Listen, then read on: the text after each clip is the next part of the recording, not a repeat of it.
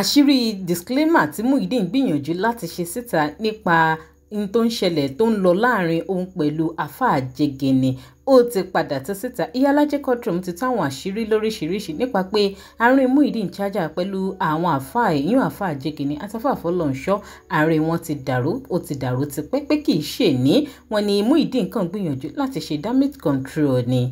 Ó lágbára o ẹ̀yin èèyàn ẹja àjọgbọ́ gbogbo tí Iyalaje Quadri tí wọ́n ṣàlàyé nínú fọ́nrán yìí. Kódà wọ́n sọ̀rọ̀ nípa pé àfà ẹlẹ́bọ òun làfà Jegene àti Alfa Fọlọ́runṣọ́ ò pé kódà Muyideen gan sèré ó ti padà lẹ́yìn wọn ọjọ́ ti pẹ́. Kódà gbogbo wọn ìdí wọn ti lulẹ̀ lórí ọ̀rọ̀ pásítọ̀ Àgbàlá Gabriel. Ilé ìtúngbẹ̀ni tán ẹ̀yin èèyàn ẹja àjọjọ wo fọ́nrán ìkẹ́dẹ̀ máa bá mi fèrò tí yín sí comment.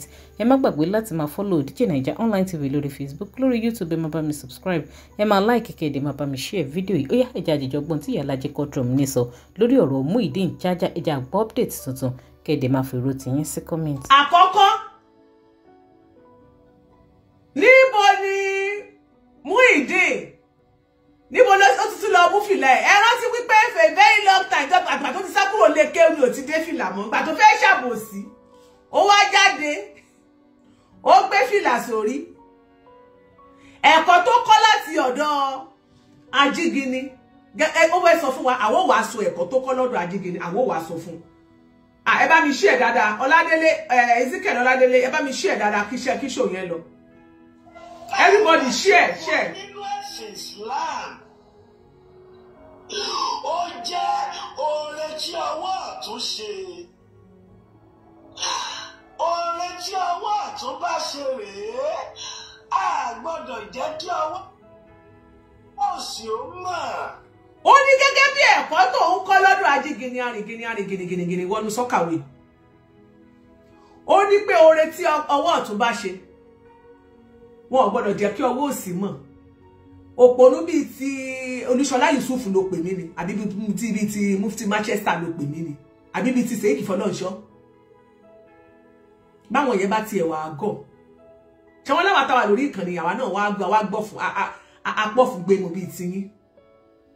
Ìwọ tó sọ wípé wọ́n ní oore ẹ̀kọ́ tó kọ́ lọ́dọ̀ Ajígini arìngìnì ni wípé oore tó bá ṣe fọwọ́ ọ̀tún kí ọwọ́ òsì má mọ̀. Kí ló dé tó wá ní pé oore tó lè ṣe fún ẹ òun náà ni wípé kán sanwó sínú àkáǹtì ẹ. Ìwọ tó lóò gba ṣíṣì tó jáde tó lóò gba ṣíṣì irọ́ pa ẹ́ kú. Ṣó láwọn tó ní pé kó jáde kó wá máa ṣe lé wọn ò pàkéjì ẹ dáadáa ṣe mú sọ fún ẹ wọn ò pàkéjì ẹ dáadáa àwa tó wà táwà lórí ìkànnì orí wa pé wọn ò pàkéjì ẹ dáadáa. Ṣé ìwọ fẹ́ máa sọ fún wa pé oore tó ẹ̀kọ́ tó mú bọ̀ lọ́dọ̀ Ajígini ni oore tó máa ṣe fọwọ́ ọ̀tún kọ́wọ́ òsì máa mọ̀ ta ni ò mẹ́kọ́ tó mú bọ̀ lọ́dọ̀ Ajígini.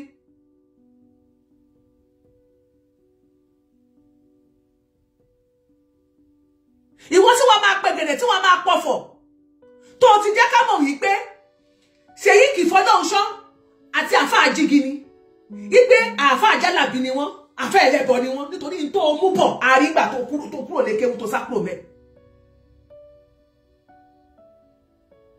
Wọ́n ní fọ̀rẹ́ rẹ̀ hàn mí ká sì sọ èèyàn tó jẹ́ irú èèyàn tó jẹ́ ńgbà tó dé láti bẹ̀ àárí ẹ̀ sójú wa fọ́ ni kò sẹ́ni tí ò rí ẹ̀ náà ó ń pẹ̀gẹ̀dẹ̀ ó pọ̀ fọ́ ni. Ìwọ tó jẹ́ wípé tí ìmọ̀ tí wọ́n pé o bá ní ìmọ̀ tó jẹ́ pé àwọn tó lọ kọ́ tó lọ mọ́sálásí wọn tí wọ́n bá kí ṣe àfẹ́ ẹlẹ́bọ ò ní jáde síta tó rí afẹ́fẹ́ lójú gbogbo àgbáyé kó máa pọ̀fọ̀. So Sheikh Fọlọ́runṣọ́ àti Alfa Ajígini àti Lẹ́gbàá wọn ò lè sọ fún apá wọn kì í ṣàfẹ́ ẹlẹ́bọ nítorí pé súrà kan náà lẹ́jọ́ ní àwọn tó tẹ̀lé nìyẹn.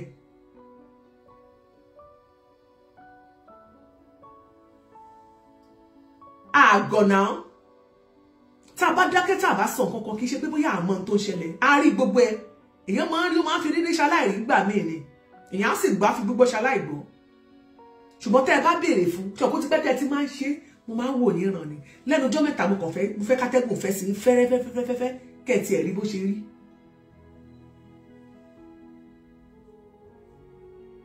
èèyàn lòún sá kúrò ó ti pẹ́ tó ti sọ sábàkà ní kí ni fìlà fìlà tó máa ń dé sórí ẹ̀ tó ti sọnù tipẹ́tipẹ́ ṣe báyìí sọ ní ètò tá a ṣe níjọ́ wo.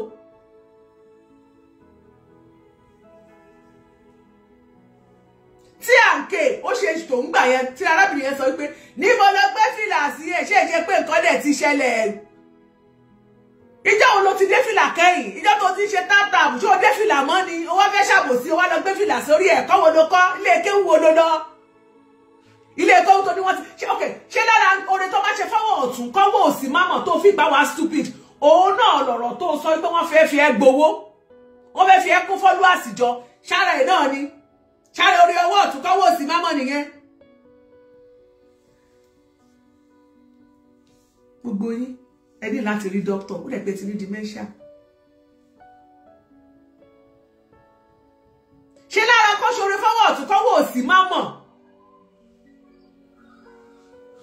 ó dẹ̀ ń tọrọ owó sọ̀rọ̀ sókè ó ronú sí ni o ẹ bá ń jì sọ̀rọ̀ kò yí sí o. èyí ni arákùnrin kò ní ìwé ìròyìn ló kà. èyí ló wá lò láti fi da àárín èmi àti àwọn àfáà mi rú. àárín yín ti dàrú ti pẹ́ a sì máa fi díẹ̀ múlẹ̀ nínú ṣóò tá a máa play. àárín yín ti dàrú má parọ́ má wàá parọ́ fún wa ẹ̀yin èèyàn mi ẹ farabalẹ̀ o confirm wá o ẹ mọ̀ pé àárín wọn ti dàrú gbogbo ètò sọ yìí.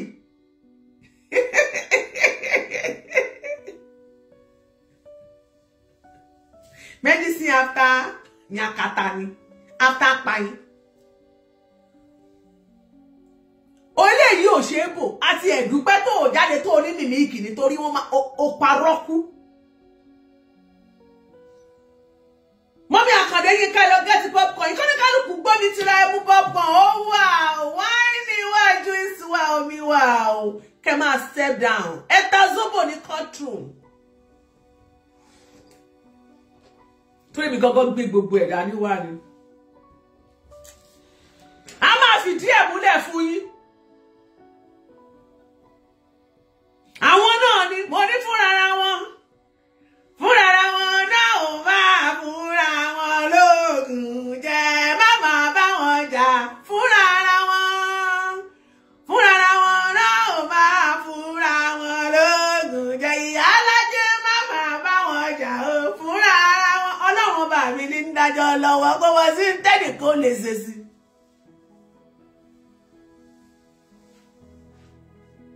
Ní gbogbo ètò ṣẹ̀ṣẹ̀ wá wá yìí ogun ní lẹ́yìn tọ́mọ ti wá yíro lẹ́yìn tẹ́ ti lulẹ̀ fáínálì ẹ̀kọ́ tó rí kọ́lẹ́rẹ́ ó wá bẹ́ yàtàlọ́lọ́ ó wá bẹ́ dá àárín ìwà àti àwọn àfáàrẹ àwọn àfàṣàrin yín gún tẹ́lẹ̀ ni a fìdí ẹ̀ múlẹ̀ fún yín pààrin yín ogun a máa sì gbé yín débẹ̀. Ṣáàrin yín gún ni kèkó wá ní irọ́ Alhaji Gini àti Saheed Fọlọ́ṣọ́ àti Mufti Manchester àtọ́lúṣọlá Yusuf múlẹ̀ ti lulẹ̀ finally alábòsí nìyí ẹ̀ ṣe kúre.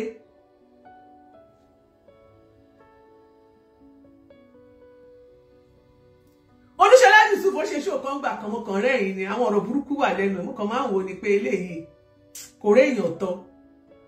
Ó ní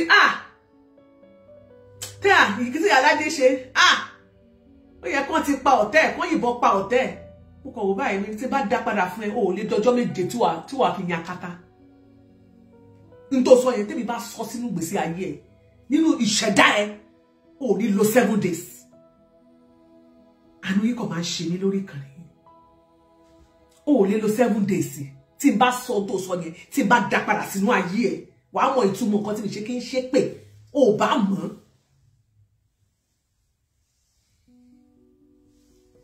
Ṣùgbọ́n mo kàn wáyé pé bàbá dáríjì wọn nítorí pé wọn ò mọ nǹkan tí wọ́n ń ṣe. A mọ̀ tara wọn sí lọ́hùn, a máa fi wọ́n lẹ̀ káàdì mọ́ rí wọn pẹ́pẹ́pẹ́. Àwọn ò ní kú kan táwọn ó kú. Kò sí ní tí ó ṣàwá. Kàkà kó rẹ̀ wá, ó máa tún máa mú rẹ̀ rẹ̀ a máa fi ṣọmẹja lóore ni. Wòmí àwa máa ń ta tu ni èèyàn bá lóun ó mú ní ọ̀la náà ni ó mú ọ̀la sì tán lẹ́yìn ọ̀la ṣe bá wà iná rí gbogbo ń tẹ́ sọ èyí pé kò tó kankan lára àwa máa ń gbọ́n tí aláṣàkẹ́ làwa wà láì wọ́n ti gate mi lọ oh guys package ẹni tẹ̀lé ẹ ti ṣí nọ́mbà mu failure lẹ́ ń tẹ̀lé àti ẹ̀dúpẹ́ tẹ̀ jáde kẹ́ ẹ tún pé mímí ìkíni torí wọ́n yé sọ pé mímí ìkì wọ́n yé sọ pé rọ́ ni o wọ́n parọ́ bọ́ìsì ẹ̀kọ́ wọ́n yé sọ pé wọ́n parọ́ àti ẹ̀dúpẹ́ tó ní sọlọ́ọ̀mù jáde tó ní gbogbo ẹ̀ wọ́n parọ́ náà ni mímí ìkì wọ́n mímí ìkì ẹni signature ẹ̀kọ́ kò gba lẹ́tà mo ní lóhùn ò gba lẹ́tà pé capital letter lórí wọ́n fi sáyẹn signature rẹ̀ mo fi hàn gbogbo ayé signature lélẹ́yìn mo bá wọn ní ẹ̀rọ kùnú agbọ́fùngbé mu ọmọ tó yí ò gbọ́n. ó ga ọ eléyìí lẹ́tìkẹ́ àlàyé lẹ gbọ́ lẹ́nu Ìyá Lájẹ Quadri yìí ojú wo lẹ fi wò ìyàwó ló kọ sí kí lópinion yín máa bá mi jù sí comment ẹ má gbàgbé láti máa follow DigiNaija online tv ní Facebook link tó wà ní comment section fídíò máa gbé yín dórí Facebook page wa ní YouTube ẹ má bá mi subscribe ẹ má like ẹ má bá mi share ẹ ká tó pàdé lẹ́yìn àtàláfíà ẹ ṣeun tí ẹ darapọ̀ mọ́ mi tí ẹ gbọ́ mi ní gbogbo ìgbà.